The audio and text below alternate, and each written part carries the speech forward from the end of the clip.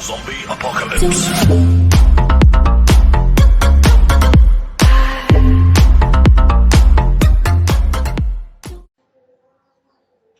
Oke, assalamualaikum warahmatullahi wabarakatuh. Kembali lagi di mata pelajaran informatika. Hari ini kita akan membahas mengenai interaksi perangkat komputer, dimana hari ini kita akan membahas interaksi perangkat komputer dan komponen penyusun komputer.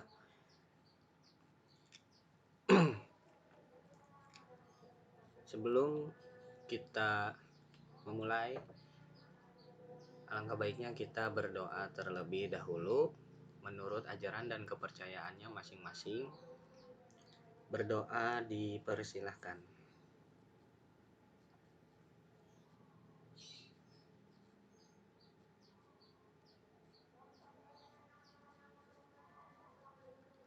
Selesai.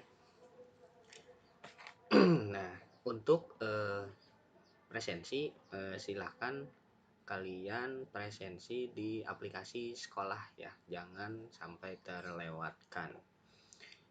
Presensi presensi pas masuk dan presensi mata pelajaran ya, 2 kali presensi. Nah, komponen penyusun komputer. Nah, ini ada gambar di layar ya, ada hardware, ada brainware, ada software. Nah, ini saling terkait satu sama lain. Jika di antara salah satu tersebut tidak ada atau tidak memenuhi, maka sirkulasi tersebut atau interaksi tersebut tidak akan pernah terjadi ya. Nah, makanya ketiga tersebut harus ada, jangan sampai tidak ada ya, brainware, software, dan hardware. Nah, hardware atau biasa disebut perangkat keras itu adalah suatu komponen yang ada pada komputer. Nah, bisa dilihat secara kasat mata maupun disentuh secara fisik. Nah, ini hardware ini bisa dilihat ya, bentuknya seperti apa, terus bisa disentuh juga. Nah, kemudian untuk software, nah yaitu kumpulan data elektronik yang disimpan dan diatur oleh komputer. Nah, data tersebut disimpan oleh komputer bisa berupa program, bisa berupa program yang berguna untuk menjalankan suatu perintah ya. Nah, itu untuk software. Nah, ini brainware. Nah, brainware itu adalah penggunanya atau manusia yang menggunakan atau mengoperasikan komputer tersebut. Nah, hardware, software, dan brainware, perangkat keras, perangkat lunak, dan pengguna. Itu kalau bahasa Indonesianya ya. Nah, ini hardware. Nah, ini contohnya ada input, ada proses, kemudian ada output. Nah, ini juga harus ada ya, saling terkait satu sama lain ya. Harus ada inputnya, harus ada prosesnya juga, dan harus ada outputnya di hardware ya. Bukan hanya interaksi dari komputer saja tadi ya. Harus ada hardware, software, dan brainware. Hardware juga harus ada input, proses, dan output. Nah, dimana input itu atau perangkat input atau masukan, nah yaitu hardware yang digunakan untuk memasukkan dari pengguna yang akan diproses oleh komputer. Nah, ini contohnya ada keyboard ya, ada keyboard nih yang ini. Terus ada mouse, ada mikrofon, dan ada scanner ya. Nah, ini keyboard itu papan kunci yang terdiri dari deretan huruf dan angka ya. Ada yang jenisnya QWERTY, kemudian ada Dvorak, kemudian ada Glockenberg, kemudian numerik dan Maltron ya. Nah, ini untuk jenis-jenis dari keyboard.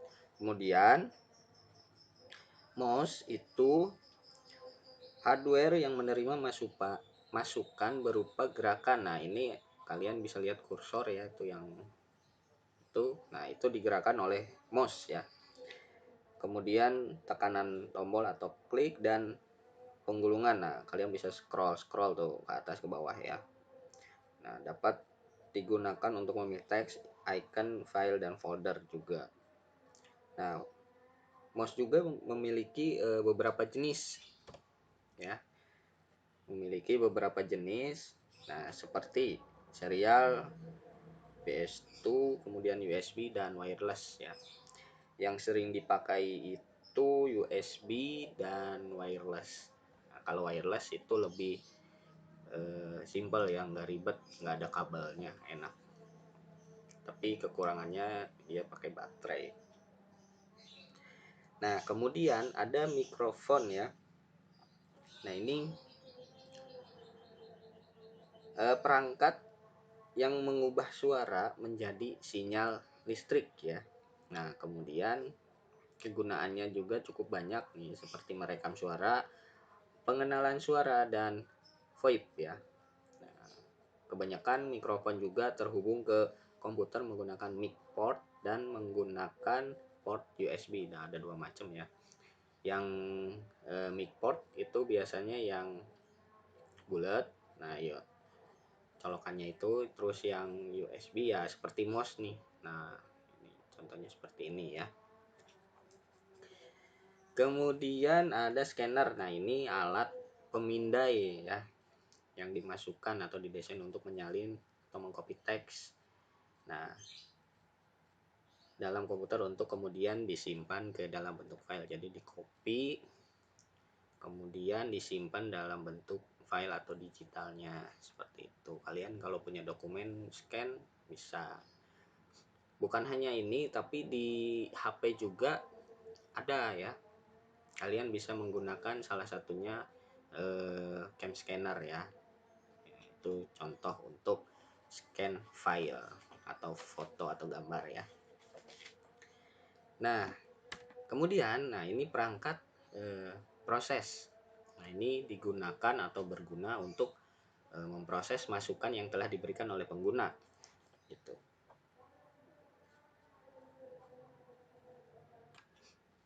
Nah, di situ ada, kalian bisa lihat ya gambarnya, di situ ada prosesor, ada RAM, ada ROM, ada hard disk, kemudian ada power supply, kemudian ada motherboard, kemudian ada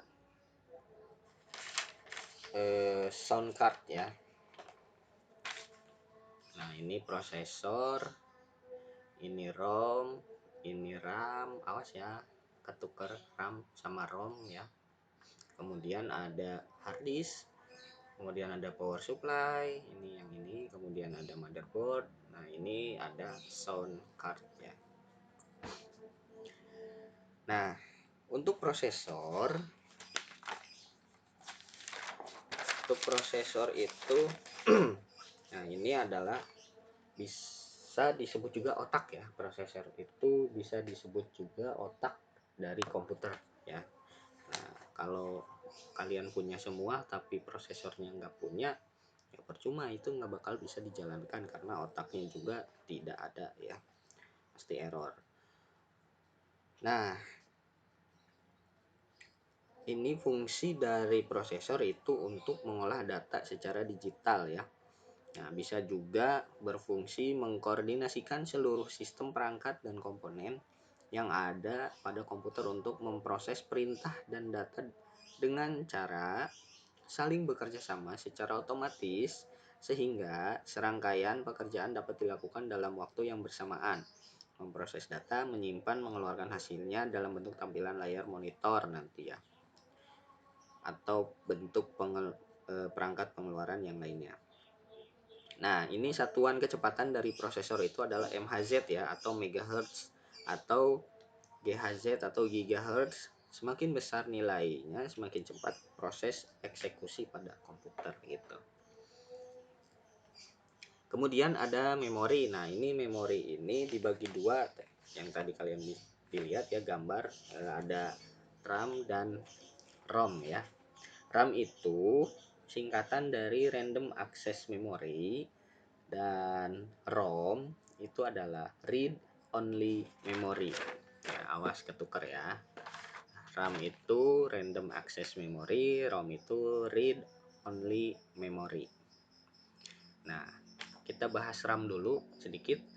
Nah, ini RAM ini tipe penyimpanan komputer yang isinya dapat diakses seketika tanpa memerdulikan letak data tersebut dalam memori gitu. Nah, fungsinya untuk menyimpan masukan berupa data dan perintah yang sifatnya sementara ya. Sifatnya sementara. Nah, perintah dan data tersebut mencakup data yang akan dibaca dari hard disk gitu. Nah, data yang dimasukkan melalui alat input komputer dan juga hasil pemrosesan sebuah program. Nah, satuan ukuran dari RAM tersebut itu disebut byte ya. Saat ini kemampuan sebuah memori untuk menyimpan informasi telah mencapai ukuran yang sangat besar ya. Ada beberapa tipe, ada 1 giga, ada 2 giga, ada 4 giga, ada 8 giga, dan 16 giga dan seterusnya ya. Nah, nah ini ada 3 tipe informasi nih yang disimpan oleh RAM, yaitu data yang akan diproses oleh prosesor, kemudian ada instruksi pada prosesor bagaimana memproses data tersebut. Nah, yang ketiga, program-program dari sistem informasi yang mengatur berbagai operasi komputer. Nah, program itu disimpan sementara dalam RAM. Nah, karena kecepatan akses RAM yang lebih cepat daripada hard disk ya. Jadi singkatnya RAM itu adalah penyimpanan sementara itu. Nah, kemudian untuk ROM, nah ini jenis memori yang kontennya tidak hilang ketika komputer mati atau kehilangan daya. Nah, pada awalnya memori ini atau ROM ini hanya bisa dibaca saja, tidak bisa dihapus dan kontennya sudah diisi oleh pabrik pembuatnya. Nah, saat komputer dinyalakan, sebagian konten atau instruksi yang ada di ROM itu akan dipindahkan ke RAM. Nah, instruksi-instruksi yang ada di ROM antara lain instruksi untuk membaca sistem operasi, memeriksa semua komponen dari sistem, dan menampilkan pesan di layar. Nah, itu fungsinya ya, atau instruksi. Membaca sistem operasi. Nah, membaca sistem operasi dia masih bisa digunakan apa tidak sistem operasi tersebut. Jika tidak, maka si ROM ini akan menampilkan pesan di layar, yaitu pesan kode error gitu. Nah, kemudian ada motherboard ya. Nah, ini motherboard atau bisa juga disebut mainboard. Nah, ini papan utama yang terdapat komponen-komponen serta chip controller yang bertugas mengatur lalu lintas data dalam sistem motherboard ya. Kalian bisa lihat di situ banyak soket-soket atau port-port ya. Nah, ini bagian terpenting dari motherboard adalah chipset ya. Nah, chipset itu sekumpulan perangkat elektronik atau transistor dan semikonduktor lainnya yang dimanfaatkan menjadi sebuah kepingan yang tertancap pada motherboard. Nah, tugas dari chipset itu sebagai penghubung aliran data dan instruksi dari prosesor ke RAM. Nah, bisa diibaratkan chipset itu merupakan jantung bagi komputer. Nah, karena kemampuan chipset itu menentukan kemampuan dari motherboard tersebut. Nah, kemudian power supply. Nah, power supply itu bertugas untuk membagikan sumber daya listrik ke semua perangkat komputer. Jadi aliran listrik itu ada atau terminalnya nanti di power supply ya. Nah, contoh yang langsung menerima sumber daya dari power supply itu motherboard, hard disk, CD-ROM, dan kipas pendingin. Nah, akan tetapi untuk perangkat keras yang langsung terhubung dengan motherboard seperti prosesor, RAM, dan VGA akan mendapat sumber daya yang berasal dari motherboard. Seperti itu. Kalau misalkan dia langsung dari power supply yang prosesor, RAM, dan VGA, nanti itu bisa terbakar karena aliran listriknya itu cukup besar ya kalau seukuran prosesor, RAM, dan VGA. Kemudian hard disk, nah ini atau hard disk drive itu merupakan perangkat penyimpanan data yang digunakan untuk menyimpan dan mengambil informasi digital menggunakan disk cakram yang dilapisi dengan bahan magnetik. Nah, ini pada dasarnya fungsi dari hard disk itu menyimpan data digital. Nah, itu fungsi utamanya ya. Nah, semua data disimpan di hard disk tersebut. Nah, bukan hanya dokumen, tapi semua program dan referensi yang lain juga, bahkan sistem operasi komputer, semuanya disimpan di dalam hard disk. Nah, hard disk sampai saat ini sudah mencapai terabyte ya, atau 1 tera itu bisa dihitung 1000 lebih gigabyte ya. Itu untuk ukuran 1 terabyte. Nah, 1 gigabyte itu 1000 megabyte. Nah, dan seterusnya. Terus sound card itu merupakan perangkat keras komputer, nah yang digunakan untuk mengeluarkan suara, merekam suara, dan mengolah suara. Nah, ini sound card tadi itu bisa dimasukkan ke mikrofon ya. Nah, ini. Oke, selanjutnya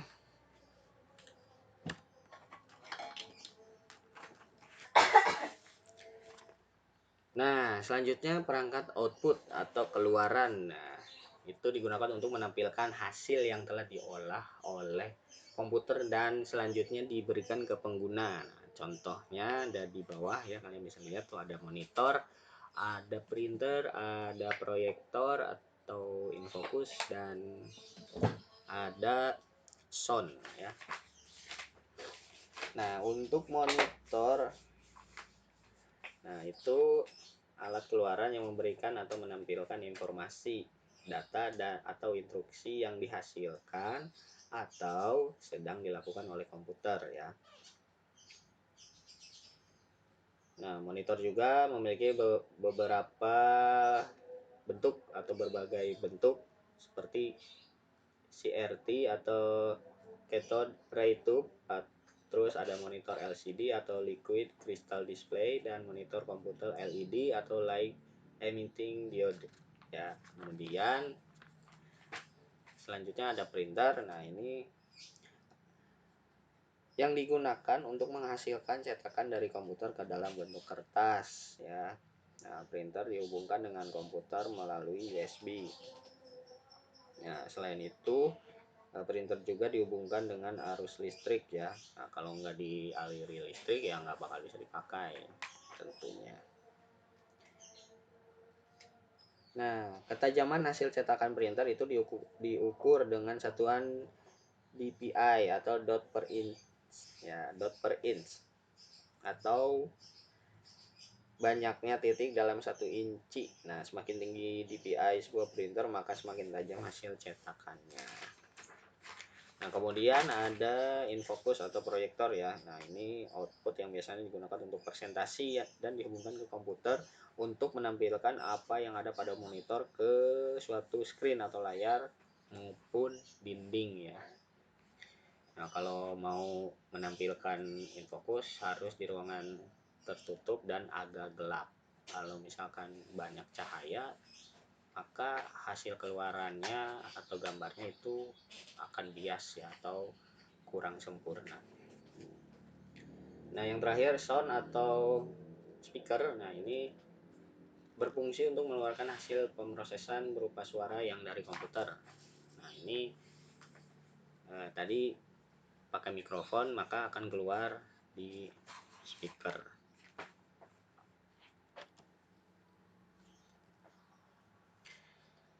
Nah, software ya, yang terakhir itu software. Nah, dimana software itu terbagi dari 4 bagian. Ada sistem operasi atau operating system, kemudian ada program utilitas, kemudian ada program aplikasi, yang terakhir ada bahasa pemrograman atau programming language ya. Nah, sistem operasi. Nah, kalian bisa lihat di situ ada Linux, ada Windows, dan ada Macintosh ya. Kalian lihat logo apel setengah. Oke, kita kembali lagi sebentar ya. Nah, ini kita jelasin sedikit software atau perangkat lunak. Nah, ini bisa diartikan sebagai suatu bagian dari sistem komputer yang tidak memiliki wujud fisik dan tidak terlihat karena merupakan sekumpulan data elektronik yang disimpan dan diatur oleh komputer. Nah, berupa program yang dapat menjalankan suatu perintah. Nah, software atau perangkat lunak merupakan jembatan penghubung yang menghubungkan antara pengguna dan hardware. Nah, sehingga dapat melakukan suatu perintah tertentu. Nah, jadi tanpa adanya software, maka komputer hanyalah sebuah mesin yang tidak bisa menjalankan perintah apapun dari user. Nah, keberadaan software ini memiliki fungsi yang cukup penting bagi komputer ya. Di antaranya mengatur setiap hardware yang ada pada komputer sehingga dapat bekerja secara simultan. Kemudian menjadi penghubung antara beberapa perangkat lunak lainnya dan hardware yang ada pada komputer. Kemudian, software juga berfungsi sebagai penerjemah suatu perintah software lainnya ke dalam bahasa mesin sehingga dapat dimengerti oleh hardware. Nah, kemudian software juga bisa mengidentifikasi suatu program yang ada pada sebuah komputer. Kemudian menyediakan fungsi dasar dari sebuah komputer sehingga dapat dioperasikan, misalnya ketersediaan sistem operasi dan sistem pendukung pada komputer. Nah, oke, kita lanjut tadi sistem operasi ya. Nah, ini atau operating system itu ada Linux, ada Windows, dan ada Macintosh. Nah, kemudian program utilitas. Program utilitas itu program bantu ya, bisa juga disebut program bantu. Nah, fungsinya sebagai aplikasi pembantu dalam kegiatan yang ada hubungannya dengan komputer. Nah, contohnya ada antivirus, kemudian ada WinRAR, kemudian ada Partition Magic ya, itu contohnya. Kemudian nah, ada program aplikasi. Nah, program aplikasi ini yang dirancang khusus untuk kebutuhan tertentu. Nah, ini contohnya ada aplikasi Corel, Photoshop, kemudian ada Microsoft Office, ada LibreOffice, kemudian ada VLC dan GOM Player. Nah, itu contohnya ya.